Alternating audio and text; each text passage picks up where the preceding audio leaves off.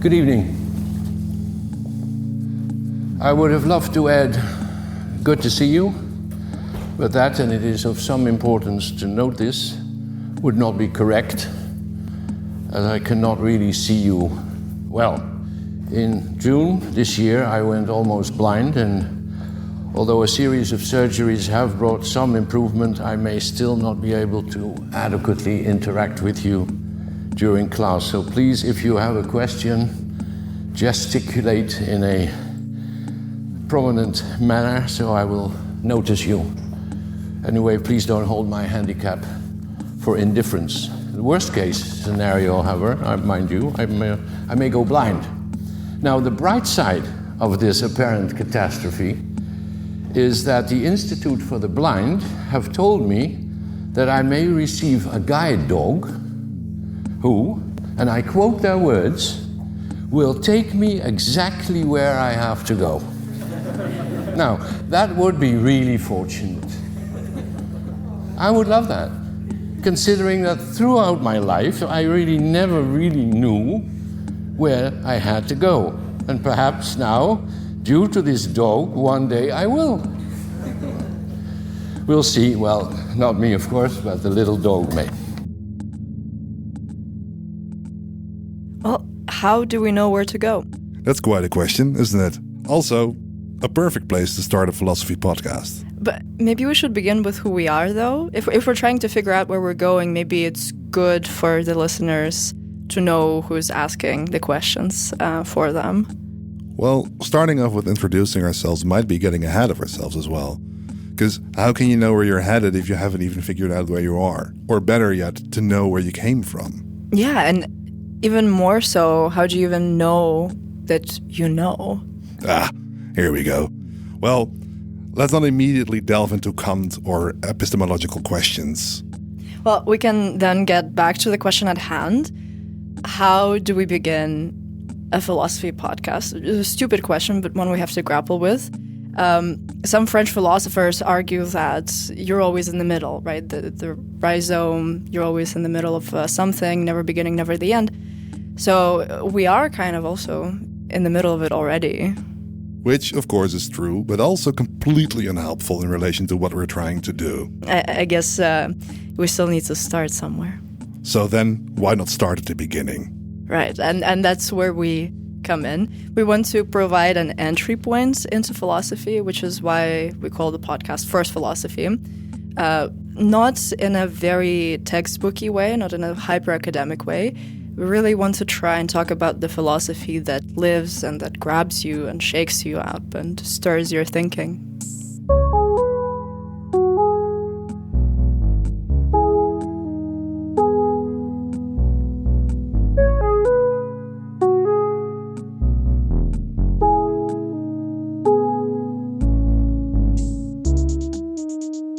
Edmund Husserl, about whom we will talk about in the future, thought that a philosopher should be an eternal beginner. Eternal beginning where we let go of our assumption and biases, and we need to bring it back to our personal experience. And hence it is also about our own beginning, bringing it back to our experience. This podcast is inspired by a lecture series that inspired our own journey into philosophy. It taught us that philosophy didn't just live in books, it was alive in ideas and in our everyday experience of the world. We really wanted to make a podcast centered around great lectures, because they're a great starting point for most aspiring philosophers. And of course, there is no better place to start than with the series of lectures that inspired this podcast and kind of both of us in many ways. The much beloved lecture series, Human Conditions with Awee Prins. There he traces the history of phenomenology and existentialism, introduces the ideas and works of some of the greatest philosophers of the 20th century, such as Husserl, Martin Heidegger, Sartre, and Emmanuel Levinas, a personal favorite of mine.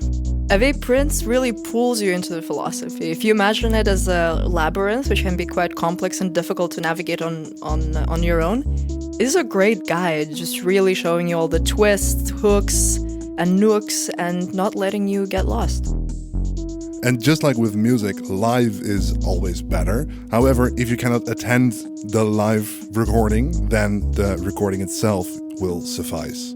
Yeah, and it's even better to do it yourself, DIY philosophy. And as Edmund Husserl writes, if we want to be proper philosophers, we have to be eternal beginners. Always ready to question, reconsider, rethink, really try to do away with old assumptions. So, with that in mind, let's get to it. Time to jump into the first part of this lecture series, Human Conditions with Awee Prins. And I'm Sonia Schwetz. And I'm Kas Sonia I. Let's begin, finally.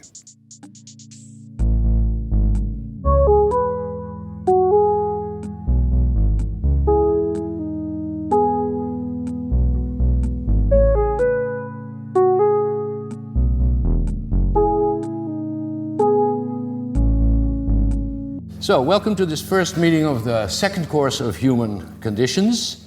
2 years ago, we decided to rename the rather uninclusive sounding course, The Quest for Man, to the more inclusive Human Conditions. And allow me to elucidate briefly on the title, Human Conditions. It was my invention, so I'm proud of it. Obviously, the title alludes to Hannah Arendt's magnificent book, The Human Condition. There are, however, good reasons to prefer the plural, human conditions, instead of the human condition, because it allows us to explore a variety of manifestations of the human condition, Dutch zijnswijze, toestand. The ways we are, sexually, mentally, physically, socially, politically. But also, human conditions alludes to something like the word condition depicts a premise. Condition is a prerequisite, Dutch mogelijkheidsvoorwaarde. Biology and evolution, culture and technology as premises of human existence, but also many other premises could be identified as a prerequisite for being human. A sustainable environment, or better put, a sense of care for the planet we are invited and allowed to live on, is a human condition, maybe care is the ultimate human condition. But also loneliness is a human condition. It takes a lot of loneliness to really realize that we are essentially connected to each other.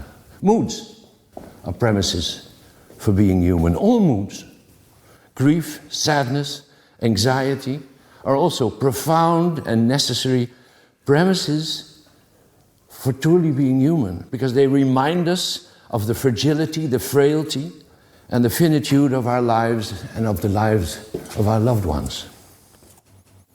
So how to approach this vast and in many respects still uncharted realm of human conditions?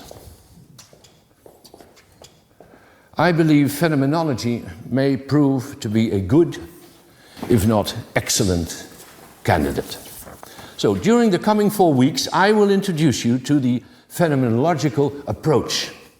Phenomenology, rest assured, you will get used to the tongue-twisting ugliness of the word, and you will appreciate its bliss and beauty. Phenomenology is often considered to be a philosophical method, and as such it is compared and opposed to analytic philosophy or dialectic Marxist philosophy, other main movements in the 20th and 21st century philosophy.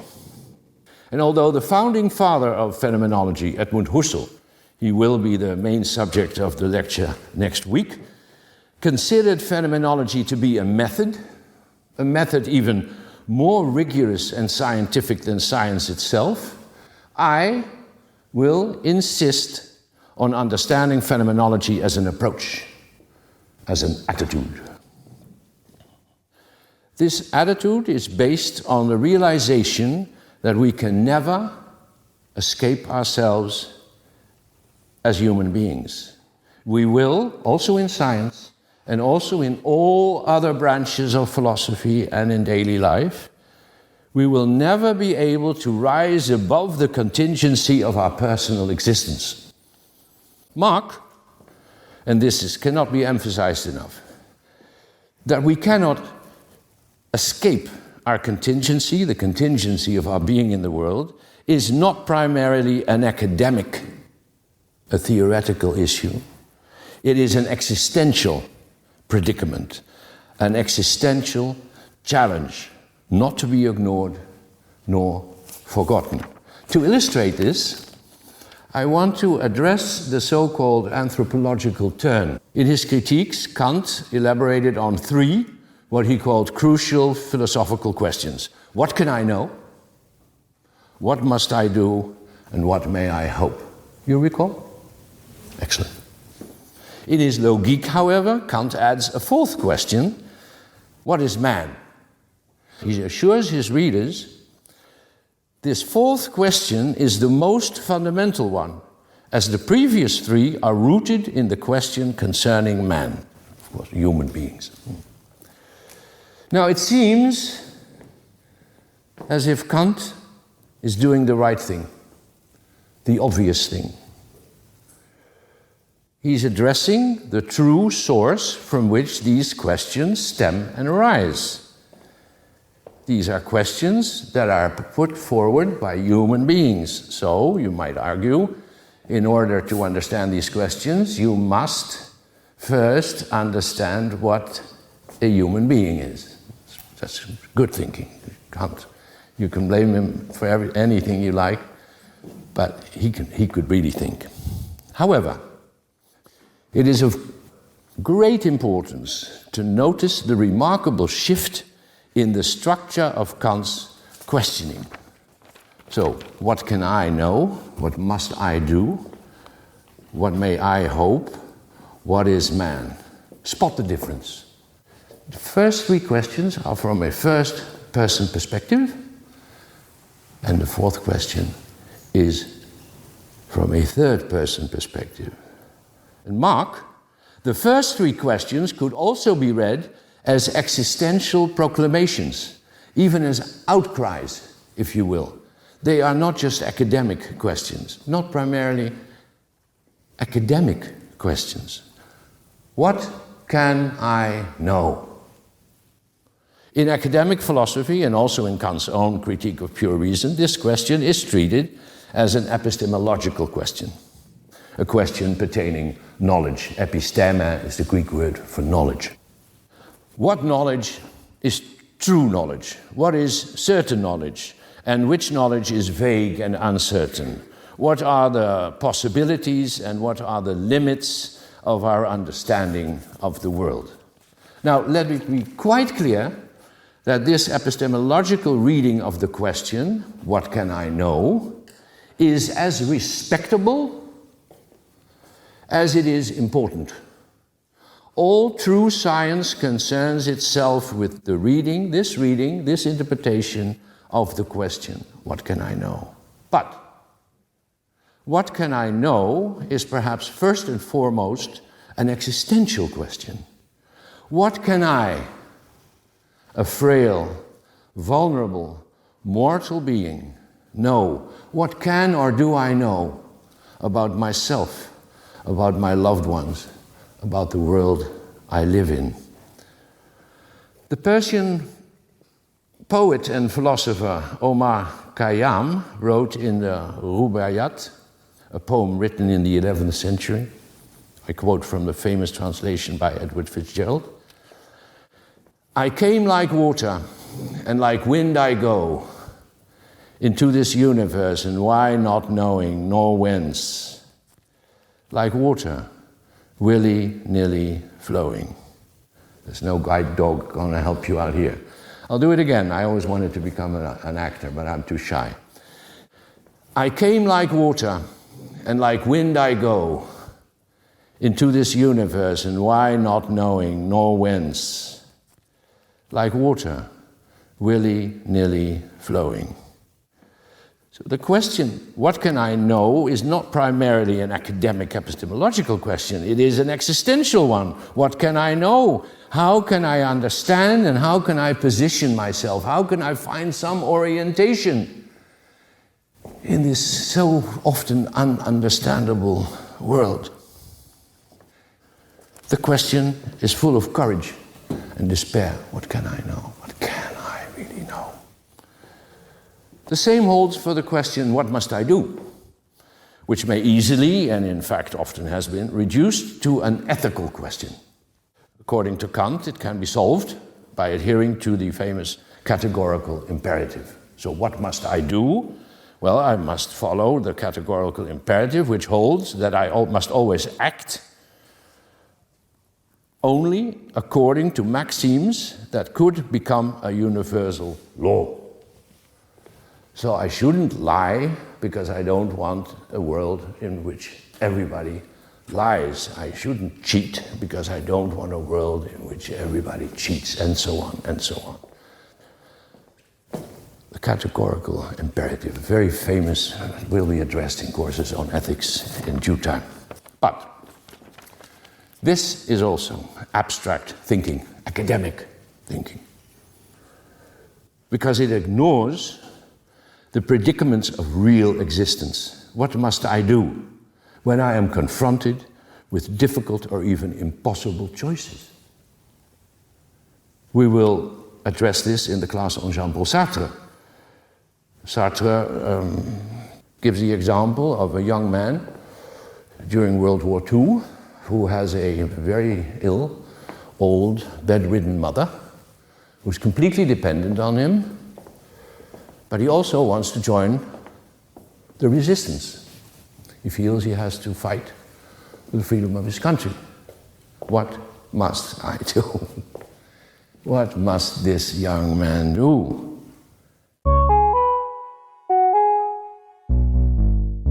So, we have just listened to Awee giving the example of Jean-Paul Sartre writing about a young man during World War II who asks advice regarding his old bedridden mother.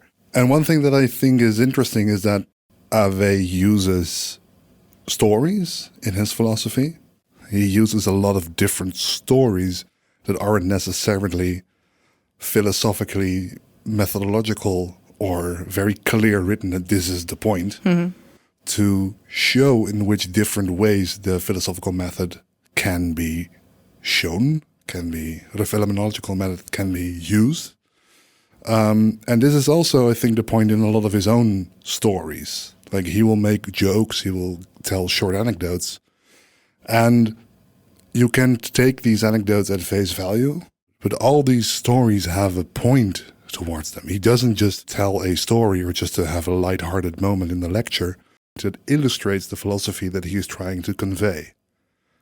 And that is also why he is able to refer to philosophers or writers that are not necessarily seen as part of phenomenology.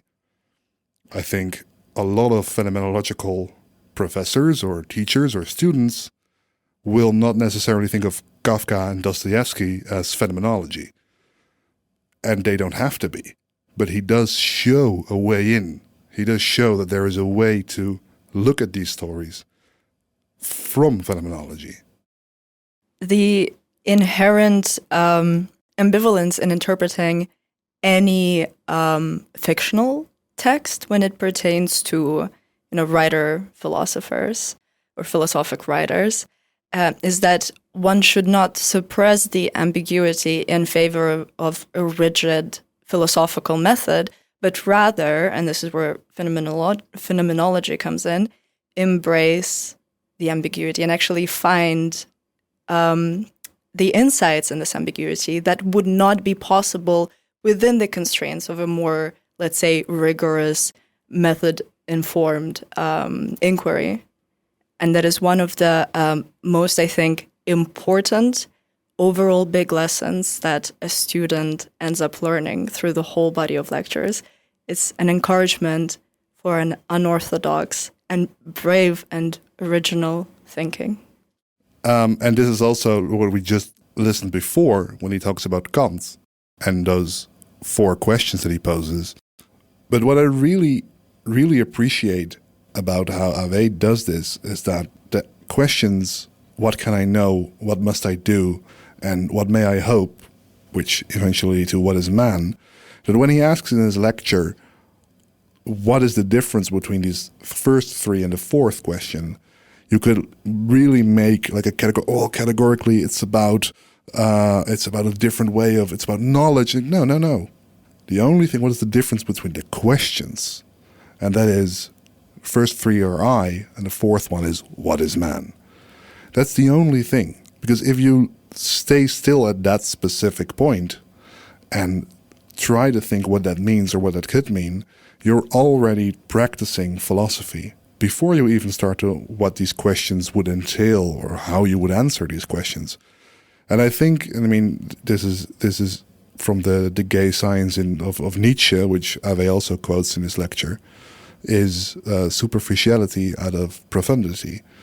Like it's not always a bad thing to be superficial. Like, to explain that a little bit better, the story that Nietzsche writes in his introduction of the gay science, where a little girl asks her mother, like, if God is everywhere and sees everything, is that decent? Mm-hmm. Because then he will also, like, the implication is he will also see us going to the toilet or taking a shower. Like, is that decent? And that is a superficial question, because that is not the point. But it's also quite profound, because it is also it's a very good question. Yeah. In a way. And this is, I think, one part of the phenomenological approach is this superficiality out of profundity.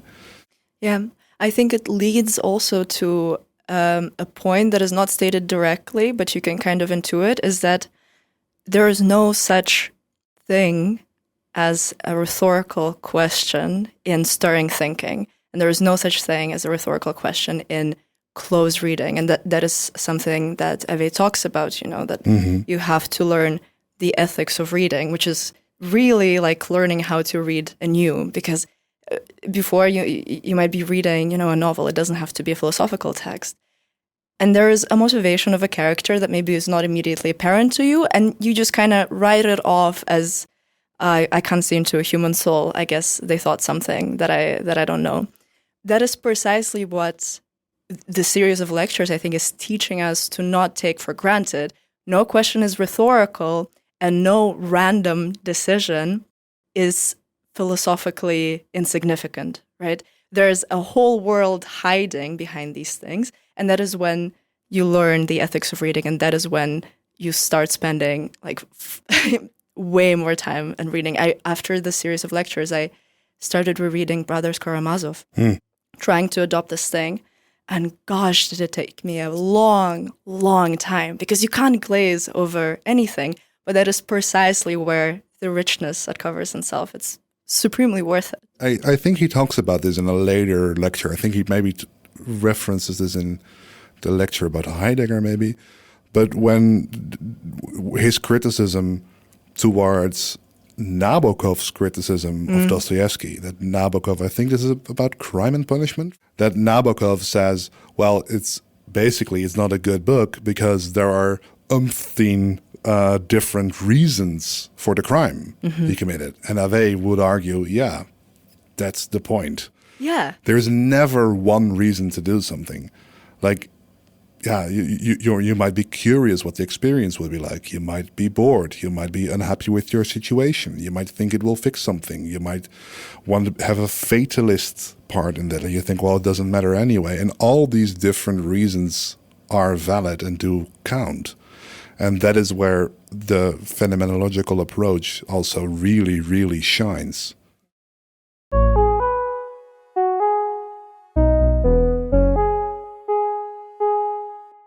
There are no general answers to the question, what must I do?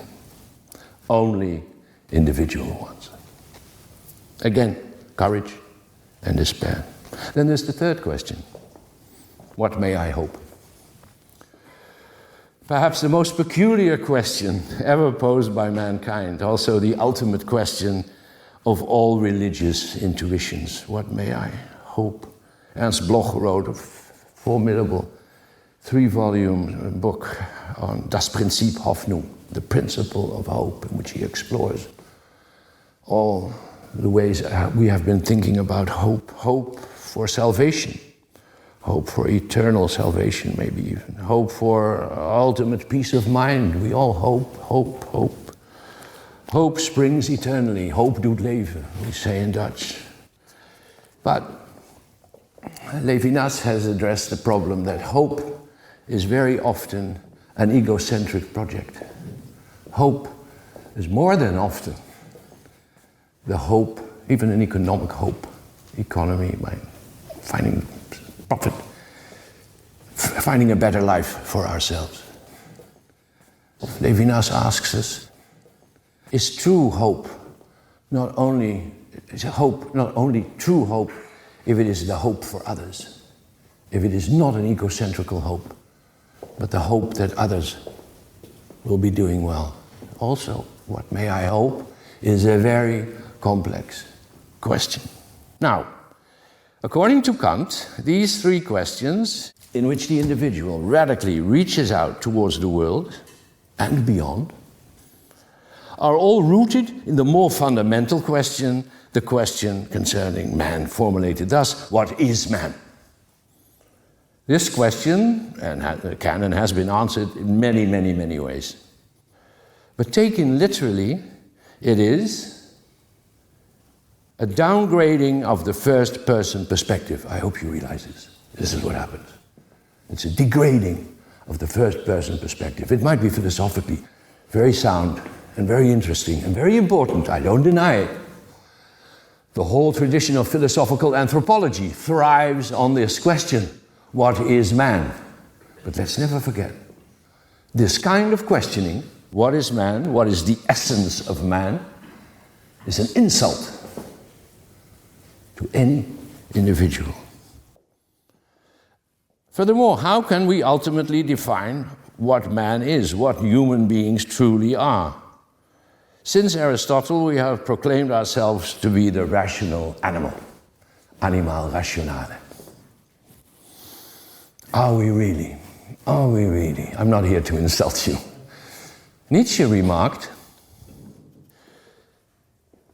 in fact, man is the mad animal, das wahnwitzige Tier. I'll come back to this in other classes. I think that's also true. We are the mad animal. Just think of your lives. How often have you made decisions that were absolutely not rational? And when we call ourselves the animal rationale, the rational animal, or in another formulation, another idiom, the Homo sapiens. The Homo sapiens, we are the Homo sapiens sapiens even. We can think, we can reflect. Ecologists tell me that in fact we are the Homo rapiens. We are the raping kind of being. We destroy the earth with no acknowledgement of it. So Homo sapiens, Homo rapiens, I think they're both true. But still, in all handbooks of philosophy, we'll all be called the rational animal. That's why we're also afraid of getting Alzheimer. Because we define ourselves by our rationality. And then if your rationality fades, all is lost. I myself suffer from what I call happy Alzheimer. I forget. I never forgave my enemies, but I start to forget them. This is a very, I wish that could happen to you. There's something like happy Alzheimer. We've also been depicted as the symbolic animal, or as the animal that can be educated, animal educandum, or the symbolic animal, and so on and so on. A very boring exercise when I was a young student. We had to learn all these anthropina, all these definitions, all these different answers by heart. Terrible, terrible, terrible. And then all of a sudden, and this was never mentioned in class, I read Dostoevsky. And in Dostoevsky I read, man is the perpetually dissatisfied animal. Now we're talking. Now we're getting close to home. Animal rationale, animal religiosum, oh, it's all good and well. The perpetually dissatisfied animal. The capricious animal. The only animal that curses. Anthropology never wrote about that. First, there is no definite answer to the question, what is man? This is a first crucial point to be taken from this class. There are no definite answers to this question. Nietzsche wrote, man is das nicht festgestellte Tier. Man is the undefined and undefinable animal, in free translation. But it's not about the definition of what is man. I believe that there is no real answer to any question for a definition. Any. So now, phenomenology is the attitude and the approach in which all phenomena are given the opportunity, listen well, the opportunity to show themselves in the fullness of their contingent unconcealment. Welcome to philosophy. It sounds profoundly obscure, but it's quite simple. So we have to give all phenomena, everything that happens, the opportunity to show itself in the fullness of their contingent unconcealment. It's very simple. I'll give you an example and you'll understand immediately. Take a landscape. Someone asks, I want a definition of a landscape. What is a landscape? But then we look. Phenomenology is about looking. Take a farmer. A farmer grazes his cattle, cherishes and grows his crops, knows his way around the fields. That is the landscape of the farmer. Then there's a hiker strolling through the landscape, enjoying its smells and its colors and its challenges, a gorge, whatever. That's the landscape for a hiker. Then there's the landscape painter who wants to capture the dimming light, the setting sun, or the atmosphere of the landscape. That is the landscape for the landscape painter. Then there's a young couple finding within the landscape a secluded place where they can get together, be intimate, read poems to each other, or as my mother would so eloquently put it, make each other happy. And then there is the land surveyor, Dutch, de landmeter, confidently pacing through the landscape, measuring the perimeters of the landscape. Now, it's crucial to realize how in all these different perspectives, the landscape becomes in some way unconcealed. It lights up in some way to the land surveyor, to the farmer, to the painter. It lights up, it becomes a certain landscape. It shows itself in a certain way, but it also conceals itself in many other ways. The landscape painter may be unaware of the fertility of the soil. And the farmer, although maybe sometimes, will be ignorant of the beauty of the skies. So there's unconcealment every time. There's this is a crucial term. We'll come back to it often, many times. Who would, and this is also important, would even dare to give a definition of a landscape if we see these different ways the landscape can appear? And who would dare to say who understands the landscape best? We might be tempted to say the land surveyor. He measures the landscape. This is what science does. We measure what happens. The land surveyor may be superficial, but the biologist or the geologists, they are really capable of understanding the landscape. I don't believe it. There is no definition of landscape, just the unconcealment of it. And I just sketched 5 different ways. Take water. Science tells me water is H2O. A liquid that boils at 100 degrees Celsius and freezes below zero. What do these definitions of water mean to a farmer desperately watching rain flood his crops? What does this definition of water mean to someone who is dying of thirst? Or to someone whose house is on fire? Or to a child who's drowning? Oh, it's only H2O. Again and again, water becomes unconcealed. You getting the gist? unconcealed to the farmer, in different ways, to the farmer, to the drowning child, to the fireman, to the sad tourist on a drained-out camping site, etc., etc., etc. There is no ultimate definition of water.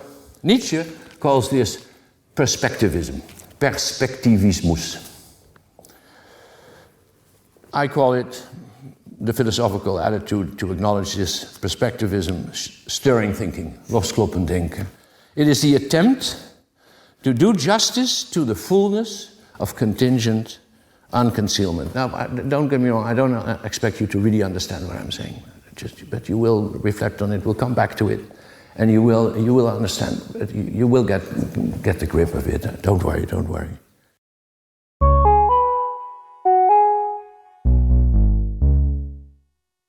Awee asks the students to try to think of what is a landscape, and as we've originally already discussed, I do believe there are no rhetorical questions in this lecture series.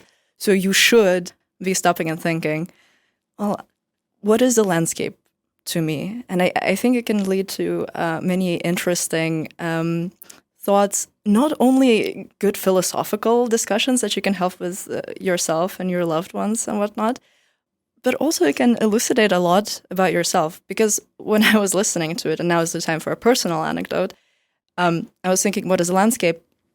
And the first thing that came to mind is a potato field of my grandparents, who are, just been like working people, and they've had this piece of land, really not big, where they've been growing potatoes for decades now.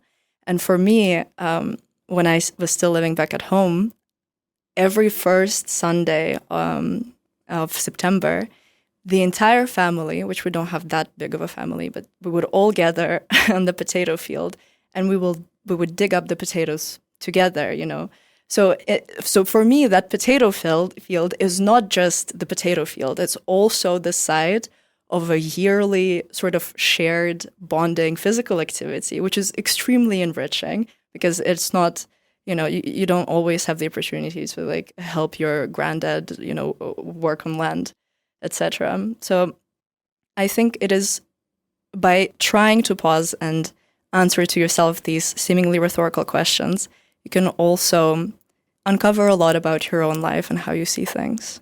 This is the part where Awee starts mentioning contingent and concealment and the contingency of unconcealment more. If you're a first-time listener and you don't have any background in philosophy, that's quite a lot to take in.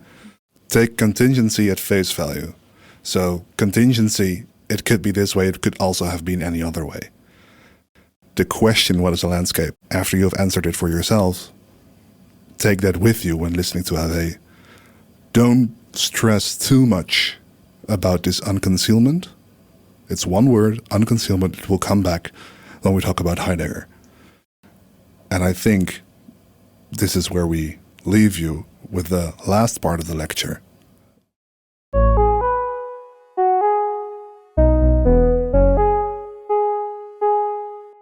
Apparently, we have to find a way of thinking about this fullness of contingent unconcealment. Now, someone might say, perspectivism, that is that you see the world as an enormous reservoir of perspectives. Now, what is wrong with this definition, with this attempt to describe it? An enormous reservoir of perspectives. Come on, be bold. It's limited. Limited, very good. Then you have the presupposition, which many scientists have, that the world is the sum of objects. The totality of all objects, that's the world. No, it's not the totality, it's the totality of objects. We are now just discovering it's all about all these different perspectives. Okay, let's try again. The world... No, an endless reservoir, that doesn't really help. We still have a reservoir. Husserl said, perspectivism is about the universal horizon of all real and possible worlds. That is very good. All real and possible worlds. So the landscape is real to the farmer, but it's also, even when the farmer looks at it as a farmer, he should acknowledge, if he becomes a philosopher, that there are also many other possible ways of thinking about it. But there's something, we should find another word for it. And philosophers today are looking for these words. They're talking about the event of the world. They're talking about the happening of the world, the occurring of the world. Heidegger named the word Ereignis. It's a happening. It's not a sum of objects.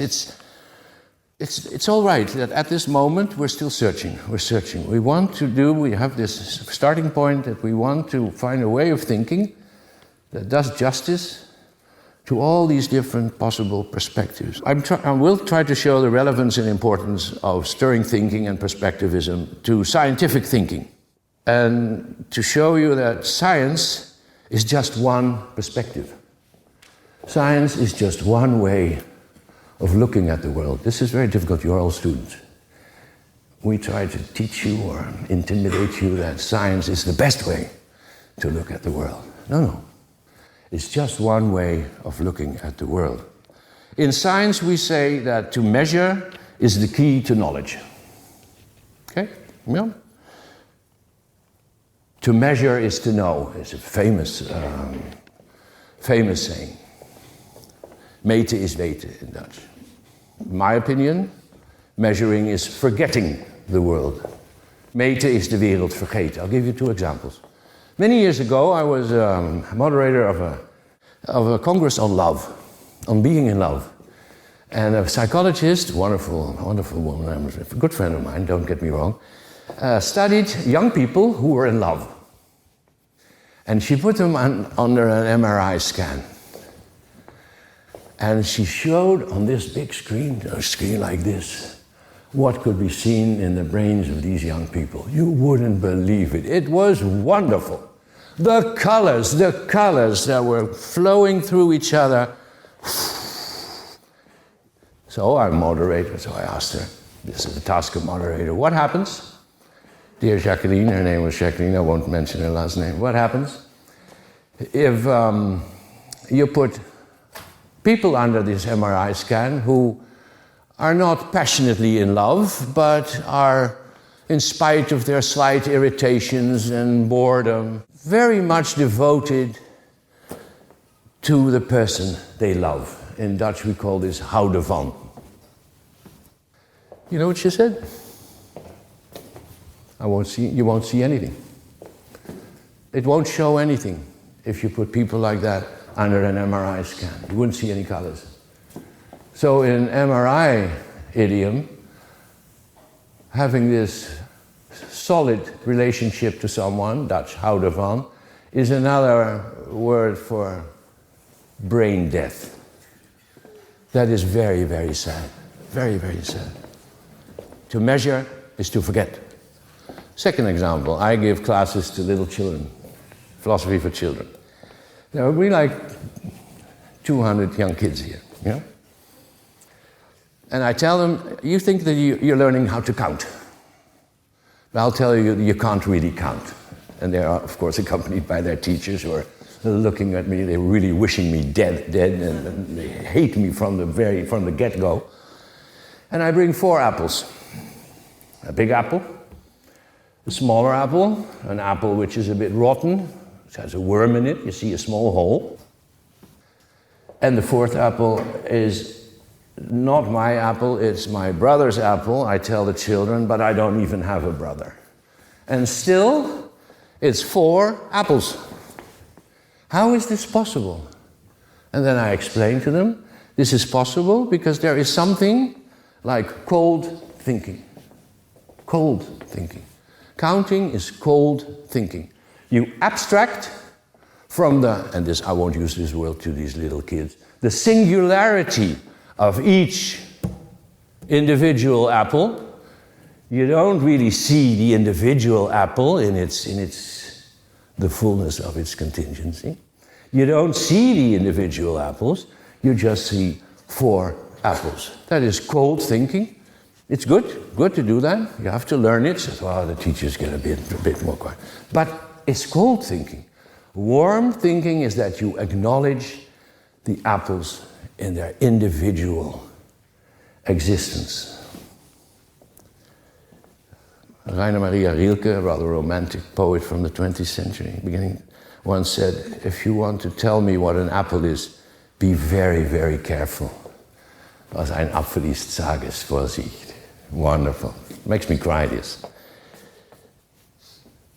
And of course, these children, I had to be very inventive, because the third apple with the worm in it, you know, these little kids came in the break, all to look for the little worm.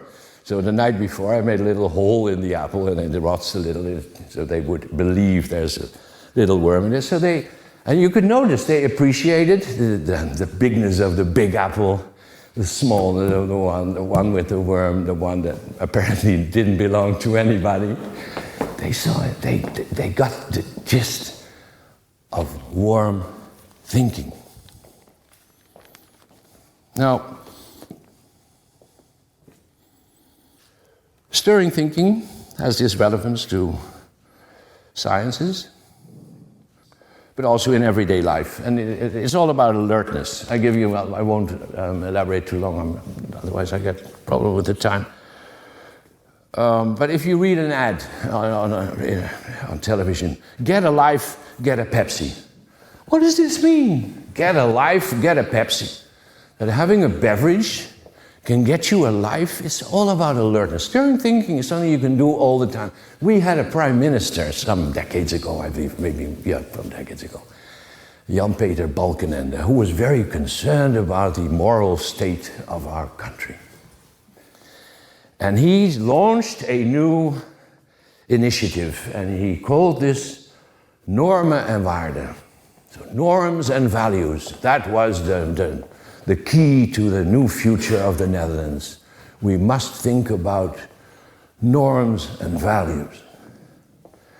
Well, it doesn't really take that much stirring thinking to realize why this project never even got anywhere. It was dead from the get-go. There is no such thing as norms and values. There is something like values and norms. First you have values, insights that you would dramatically put live and die for, and these are translated into norms. But this guy, who even had an academic education, thought that you could talk about normen en waarden, norms and values. It's just being alert all the time of what is happening. It's all about alertness. At the Erasmus University, we have a renowned institute called the World Database of Happiness. Have you ever heard of it? It is quite renowned, the World Database of Happiness. And what they do there is they measure happiness all over the world. And every year there's a new report which tells us which countries have the happiest population. Oh, you must have heard about this. And usually it's the Scandinavian countries are very high. The Dutch, Holland, the Netherlands are usually 5th, 6th. We're good, we're doing well. Wow. And then you start wondering, if I look, I don't know every Swede or Norwegian or Dane. I know some of them. And I know a lot of Dutch people. Many of them are depressed, bored, alcoholics. 1 million Dutch people are on antidepressants. Another million is on tranquilizers. 3 million drinks too much. That's strange. How can we be so happy? Because they measure whether there are hospitals, good communications and schools, whether there's an honest police, or relatively honest police, whether it's safe to go out in the street at night. So these are the parameters which they measure, and then they come to the conclusion that these countries are the most happy of all. If you would say the importance of family is the criteria for happiness, the importance and the attention you pay to your next of kin, Zimbabwe would be first. But we measure, for reasons beyond me, only certain things. So what I want to say is, mate is de wereld vergeten. I made up some other expressions in English. When you count, you lose much of what is there to be found. I was in the hospital yesterday, so I was bored, and I thought of some things that I made, expressions, proverbs that may help you to understand. When you calculate, you derogate, you downgrade. These are things that you had in Holland. You have these small tiles with words of wisdom on it in many houses. I think these are things that should be in every class at the university. When you calculate, you derogate. Now, to the students here from ESE and RSM and ESSB, don't drop out of school. That's not what I'm saying. But remember, while you are being educated to becoming land surveyors, you don't have to. That is not all there is. Funnily enough, 2 years ago, a very promising professor in econometrics came to me, and he told me, he said, Professor Prins, it was many, many years ago that I was attending your class for little children with the apples. He even remembered the apples, and you were talking about the apples.